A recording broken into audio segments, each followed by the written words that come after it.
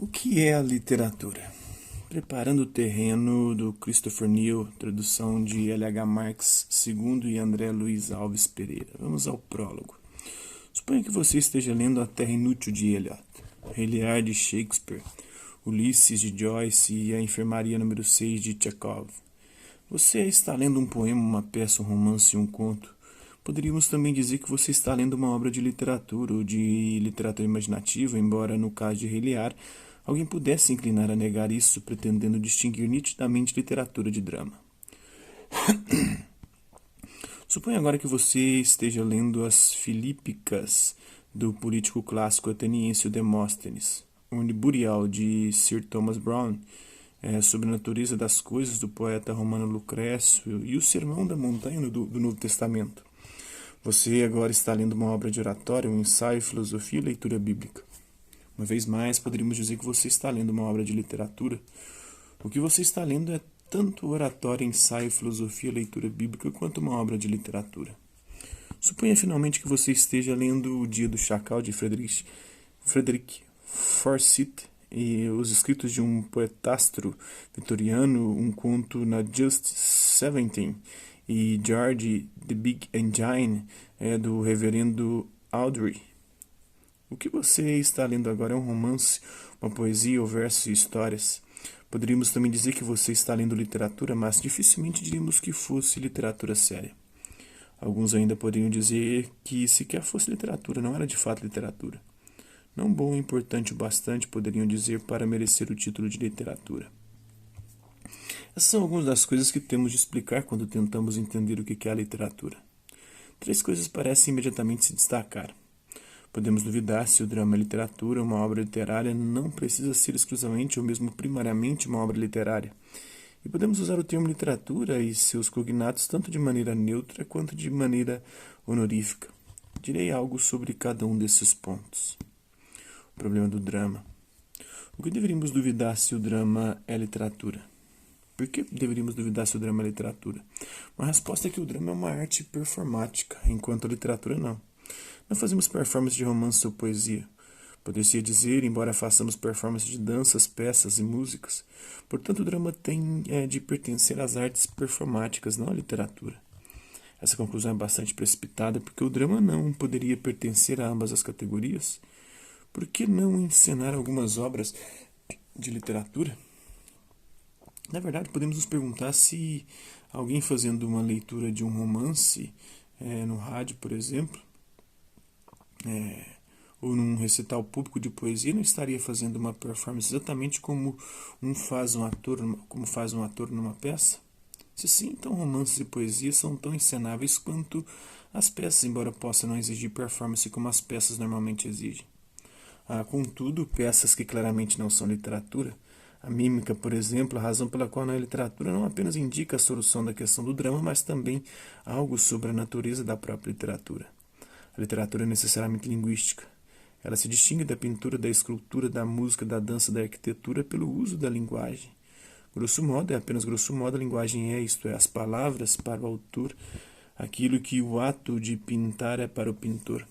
A diferença entre o poeta e o romancista, por um lado, e o dramaturgo, por outro, é que o poeta e o romancista se restringem à linguagem apenas, ao passo que o dramaturgo não. O poeta e o romancista nada têm além da linguagem com que retratar o personagem, a ação, o sentimento, o pensamento, a localização, ao passo que o dramaturgo pode se valer também dos gestos, do movimento e de efeitos visuais e sonoros. Mas isso não significa que a obra do dramaturgo não possa ser classificada como literatura. Ela contará como literatura à medida que o dramaturgo também usar a linguagem como faz o não dramaturgo ao retratar o personagem, o pensamento, o sentimento, a ação, o que é uma questão de grau. No extremo está a mímica, que é a obra dos mímicos, e a dança dramática, que é a obra dos coreógrafos, não dos escritores. Uma vez que a linguagem não tem parte nessas obras, elas não são classificáveis como literatura. Temos também peças encenadas mais mudas, não mímica como o Bridge, de Samuel Beckett.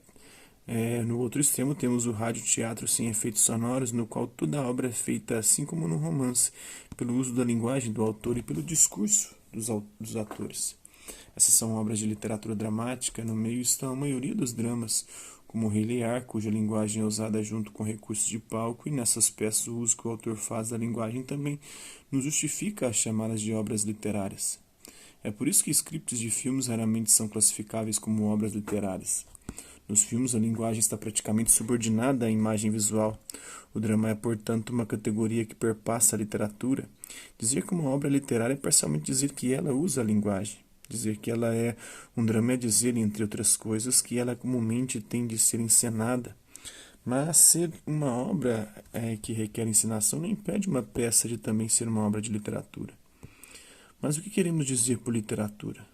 Podemos falar da linguagem da música, dos filmes, da linguagem da dança, da linguagem do amor, da linguagem corporal. Se linguagem tem tantos significados como parece ser o caso, não excluindo muita coisa, então não estaremos dizendo muito quando falamos que literatura é essencialmente linguística.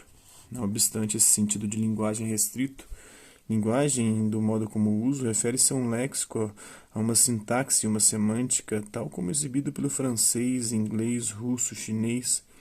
Nesse sentido, a música, os filmes, a dança, o amor e os corpos não possuem uma linguagem, não há um léxico do amor, ou uma sintaxe da linguagem corporal como há no chinês ou no francês, nem há uma semântica da música. É apenas nesse sentido restrito que a linguagem é essencial à literatura. Então, os usos de literatura.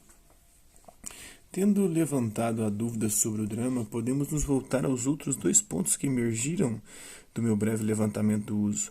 São pontos mais positivos. O primeiro é que obras literárias não precisam ser exclusivamente obras literárias. Uma obra sobre uma urna funerária, sobre filosofia ou ciência, pode também ser uma obra de literatura, seja boa ou ruim. Podemos concordar ou discordar das especulações que Sir Thomas Browne encontra na evidência de uma urna funerária e podemos também gostar ou desgostar das metáforas e da cadência com as quais ele apresenta as suas especulações. A primeira resposta expressa um interesse arqueológico, a segunda um interesse literário. Parece demais que obras que não são literárias podem ter qualidades literárias boas ou más.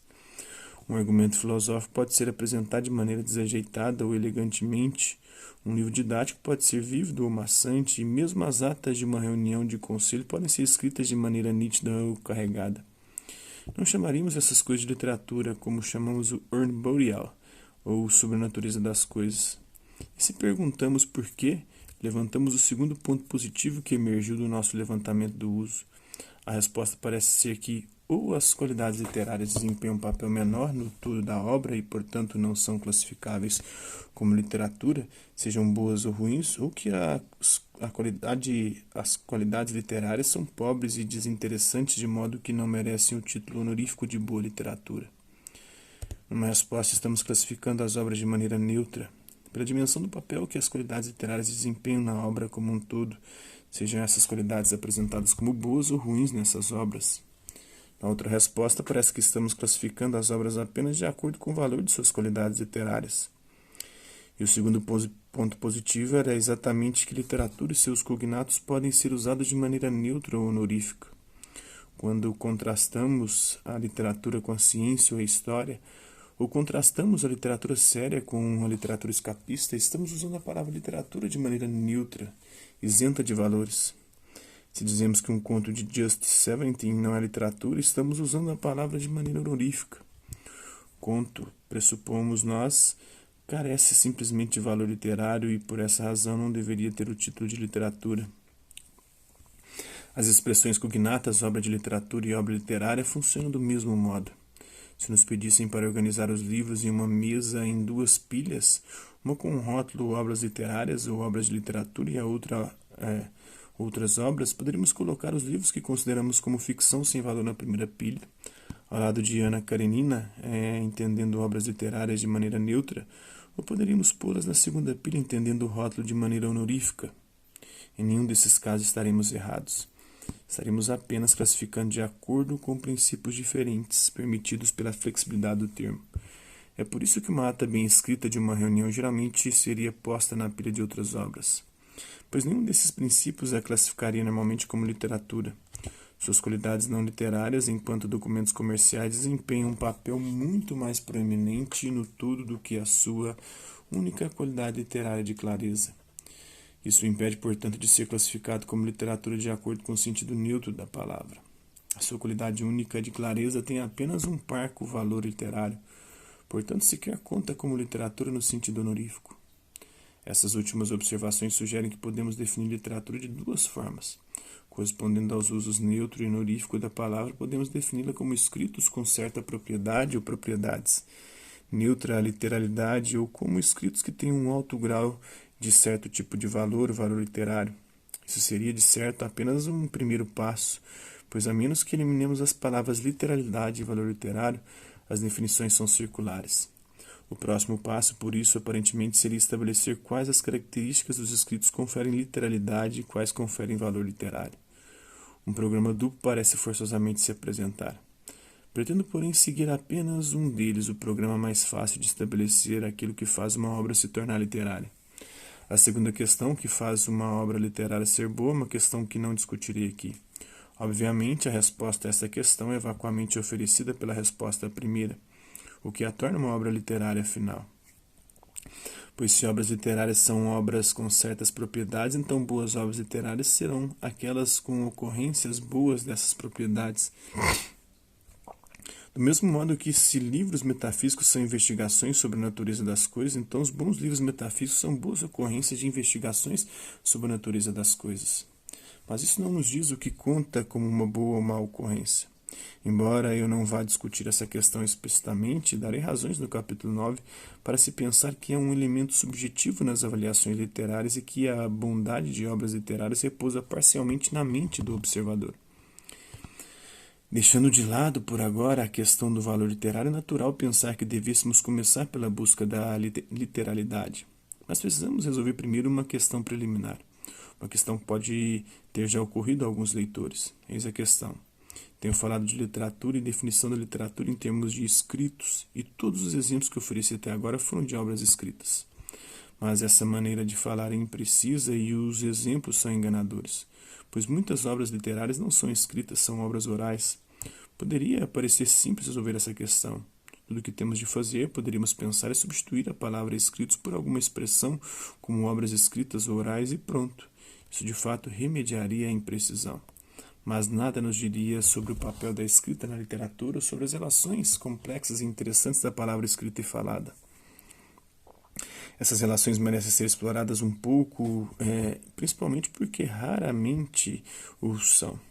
Vou adiar, portanto, o exame da ideia de literalidade até que algo tenha sido dito sobre essas relações. Isso, por sua vez, nos levará a uma discussão do critério de identidade das obras literárias e, por fim, a questão da literalidade. Falar sobre literatura oral e escrita. O que a escrita tem a ver com a literatura? Uma vez que muitas obras literárias foram compostas e por conseguinte vieram à existência, mesmo antes de terem sido escritas, algumas nunca foram e nunca serão. É claramente errado definir literatura em termos apenas de escrita, a despeito da etimologia da palavra e do que dizem os dicionários. Na verdade, toda literatura inicial existia apenas na forma oral.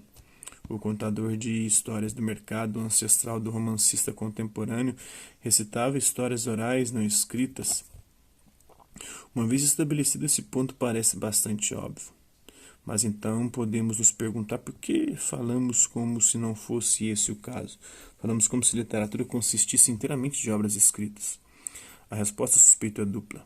Primeiro, a grande quantidade existente de literatura, especialmente literatura sofisticada, seja originalmente oral ou não, está agora na forma escrita. Isso é o que aparenta especialmente talvez aos olhos do especialista. Segundo, tendemos a supor que enquanto toda a literatura oral pudesse porventura existir na forma escrita, como a maioria da literatura originalmente oral que persistiu até hoje, nem toda a literatura escrita poderia existir na forma oral. Essa segunda razão merece atenção. Parece haver duas afirmações envolvidas nela, uma de impossibilidade causal, a outra de impossibilidade lógica.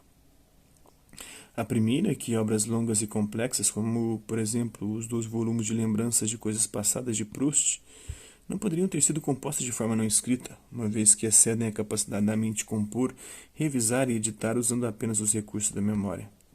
A segunda é que alguns livros escritos exploram características peculiares da linguagem escrita e, por conseguinte, não poderiam ter sido compostas ou ter existido depois exatamente na forma não escrita. É difícil estabelecer conclusivamente a primeira afirmação. Por um lado, a mente humana é capaz de realizações prodigiosas, embora haja obviamente limites àquilo que ela pode fazer sozinha. E se não transgredidos a obra de Proust, tem de ser possível obras que o façam. Não estou pensando em obras inacabadas de tamanho infinito, mas apenas em obras terminadas muito extensas. Por outro lado, nenhuma obra oral pode ser tão longa ou complexa para ter sido originalmente composta na forma escrita ou ter subsequentemente sido escrita. No entanto, as deficiências das nossas memórias poderiam muito bem ser melhoradas através do uso de tecnologia avançada pelo uso de gravadores em vez da escrita. E embora seja difícil conceber como a teoria as instruções para a invenção e aplicação dessa tecnologia poderiam ter existido sem a invenção prévia da escrita, particularmente quando incluímos a escrita de numerais e a construção de diagramas, isso é relevante, pois a literatura poderia ainda ter sido um fenômeno oral. Não parece haver razão particular para pensar que qualquer obra escrita fosse tão longa e complexa que não pudesse ter sido composta oralmente. Se a primeira afirmação é contestável, a segunda, entretanto, não é. Obras que fazem uso de certos recursos da linguagem escrita não podem existir inalteradas na forma oral. Temos de pensar aqui, é óbvio, apenas nos recursos peculiares à linguagem escrita. Seria errado citar o uso de negrito, por exemplo, quando isso é simplesmente a contraparte escrita da ênfase oral, assim como o ponto de interrogação é a contraparte escrita da entonação de questionamento na fala. Os casos que deveríamos considerar, em vez disso, são os usos dos itálicos para indicar introspecção, mudança de tempo ou a disposição simbólica de algumas poesias religiosas metafísicas. Os poemas de altar de Herbert, os versos cruciformes de Traherne ou as formas de diamante de Dylan Thomas, que Dylan Thomas às vezes usa. Do uso deliberado de letras minúsculas, como nos versos de Ecumens, e grande parte da poesia contemporânea. Dos acrônimos e rimas visuais, esses recursos podem ser triviais às vezes, mas são ainda características das obras literárias e não têm contrapartes orais. São logicamente dependentes da escrita. As obras literárias que as empregam têm, portanto, uma dimensão escrita ou gráfica indispensável. Não poderiam ter sido compostas ou permanecido intactas na forma oral, ao passo que toda literatura oral poderia ter sido composta e poderia existir na forma escrita. Esses fatos podem explicar por que somos tentados a pensar na literatura em termos de escrita, mas não podem justificar, é claro, que sucumbamos a essa tentação. Tudo o que nos dizem é que algumas obras de literatura, nem todas, poderiam ter existido exatamente como são, caso a escrita nunca tivesse existido. É bom lembrarmos que o papel desempenhado pela escrita na composição literária poderia muito bem ser, e às vezes é, desempenhado por um gravador. O poeta frequentemente compõe seus versos oralmente antes de escrevê-los linha a linha, fazendo referência àqueles que ele já compôs e escreveu, assim como poderia igualmente bem se referir à sua voz gravada. Os escritores de prosa fazem o mesmo com frequência. A escrita funciona aqui simplesmente como um meio de registro, não como elemento na obra em si. Comparativamente, poucas obras é que têm uma dimensão gráfica indispensável. Assim, a composição de obras longas e complexas depende da escrita apenas secundariamente. O que se requer primariamente é uma extensão de nossa memória, e é isso que a invenção da escrita facilitou. O que acabo de dizer pode dar a impressão de ser uma mera coincidência, muitas obras literárias serem compostas em estágios orais para só então serem escritas. Mas isso seria um erro. Elas são compostas oralmente porque são destinadas a uma audiência no sentido original do termo. Pessoas que ouvem são para ser ouvidas, tanto quanto lidas, e espera-se que o autor queira ouvi-las enquanto compõe. É verdade que algumas obras escritas exploram as qualidades peculiares da linguagem escrita. Segue-se disso, é claro, não apenas que elas poderiam não ter sido compostas oralmente em sua totalidade, mas também que elas poderiam não ser apreciadas caso tivessem sido apenas ouvidas e nunca lidas. Uma apreensão puramente auditiva dessas obras deixaria algo de fora. Mas é igualmente verdadeiro que em muitas dessas obras e numa variedade de outras também haja uma dimensão auditiva indispensável. Elas não podem ser plenamente apreciadas se forem apenas lidas e nunca ouvidas. Assim como a literatura explora a palavra escrita, muitas outras exploram a palavra falada. Notamos ao discutir o drama que a poesia pode ser recitada numa performance pública, seja em privado ou em público. Pretende-se que toda poesia seja ouvida, ainda que se pretenda que algumas sejam vistas. E muita prosa também requer que seja lida em voz alta a fim de que seja plenamente apreciada. Basta pensarmos na versão da Bíblia do rei James ou nos escritos de Thomas Browne, para nos convencermos disso. E mesmo em obras de prosa que não precisam ser ouvidas, há bastante passagens que não são plenamente apreciadas antes de serem faladas. Há de certo muita prosa cujo elemento auditivo seja comparativamente insignificante que, ao invés apenas de não exigir sua audição, exige também que não seja ouvida. É possível que a proporção de tais obras seja crescente, pois é difícil encontrar algo moderno análogo a Sir Thomas Browne. Há sem dúvida uma explicação sociológica para isso. Silenciosamente conseguimos ler mais rápido que em voz alta e temos menos tempo para ler do que a maioria das pessoas costumavam ter. Mas para toda a poesia e grande parte da prosa permanece ainda a necessidade de ouvi-las para que sejam plenamente apreciadas. Nessas obras, a palavra escrita existe não apenas para ser lida silenciosamente como se estivesse lendo uma notícia de jornal, mas também ouvida, seja em voz alta, sotto voce, ou na imaginação do leitor. Vale lembrar o quão recente é o abandono da leitura em voz alta aos outros, como fazem os personagens na sala de estar ficcionais de Jane Austen, um declínio que pode estar começando a se reverter com o advento das fitas de áudio. O papel da escrita aqui é como o papel da partitura na música, mas não exatamente. A palavra escrita, assim como a notação musical, tem de ser traduzida em som. A semelhança, como eu disse, não é exata e não deveríamos nos enganar, pois a partitura e a palavra escrita são substancialmente diferentes. A notação musical não tem outra função senão a de representar os sons ou as suas qualidades e relações entre sons, ao passo que as frases escritas da literatura que exigem uma leitura em voz alta e, é claro, as frases escritas em geral, comumente têm a qualidade adicional de serem dotadas de significado, uma qualidade que possuem sendo lidas em silêncio ou em voz alta. A leitura de uma partitura musical é, nesse sentido, uma mera questão auditiva, ou imaginamos os sons nela representados ou os produzimos diretamente, ao passo que a leitura de uma obra literária ou qualquer outra obra escrita não. A música, como notado anteriormente, não possui uma dimensão semântica no sentido que a literatura possui. Há poucas obras literárias com uma dimensão gráfica indispensável, muitas com uma dimensão auditiva indispensável e algumas com nenhuma delas. As obras com uma dimensão auditiva indispensável precisam ser ouvidas, embora elas tenham sido compostas. As obras com uma dimensão gráfica indispensável necessitam tanto ser ouvidas quanto lidas. Mas, retornando à definição de literatura, as obras literárias têm de ser definidas, se o forem, não em termos de composição escritural, mas de composição linguística. Uma conclusão bastante óbvia, principalmente depois de atingida e já obscurecida em nossa investigação sobre o status do drama. Poderíamos ter literatura sem escrita e poderíamos mesmo ter literatura sem fala, mas não poderíamos ter literatura sem a linguagem. Então, vou ficar por aqui, porque já está acabando o tempo. Vou esperar passar aí, acabar da 23h07, que é quando troca o vídeo, para a gente continuar aqui as composições em suas formas, cópias e originais, né?